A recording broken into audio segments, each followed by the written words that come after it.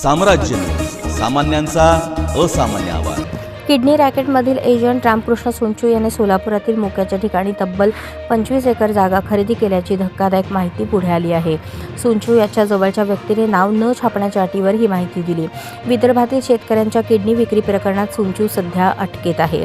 धार्मिक कार्यक्रम, रोख देणग्या, VIP जीवनशैली आणि संशयास्पद कागदपत्रांमुळे सोलापुरात सध्या तो चर्चेचा विषय बनला आहे।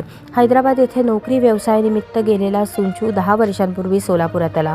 सोनचू आणि त्याच्या नातेवाईकांच्या नावे तो राहत असलेल्या प्रियदर्शनी नगरातील बंगल्यासह 15 ते 20 प्लॉट, घरे, अंदाजे 2 कोटी रुपये तसेच अय्यप्पा स्वामी मंदिराजवळ 3 एकर जागा आहे। याशिवाय जुने बिडी घरकुल परिसरातील जय संतोषी माता गोशाळा ते आसाराम बापू मठ परिसरात त्याने 20 एकर जागा खरेदी केल्याची माहिती पुढे आली आहे। या जमिनीची अंदाजे किंमत 15 कोटी रुपये आहे।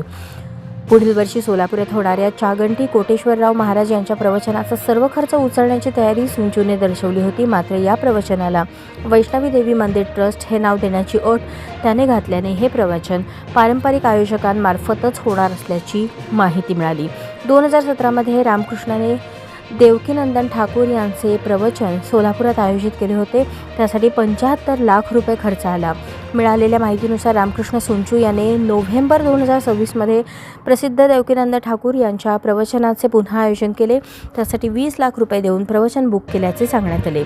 जुनी विडी घरकुल येथील वैष्णवी देवी मंदिराचे बांधकाम, तामिळनाडूतील महाबलीपुरम येथून मूर्ती, पितळी धातूचे ध्वजस्तंभ, मूर्ती प्रतिष्ठापना व मिरवणूक हा सर्व जवळपास 1 कोटींचा खर्च रामकृष्णानेच केल्याचे समजते। या प्रत्येक कामासाठी त्याने रोख पैसा खर्च केला। अशोक चौक येथील साईबाबा मंदिर परिसरातील यल्लम्मा देवी मंदिराची मूर्ती प्राणप्रतिष्ठा, मिरवणूक आणि 500 साड्यांच्या वाटपासाठी त्याने रोख सुमारे 5 लाख रुपये खर्च केल्याची माहिती आहे।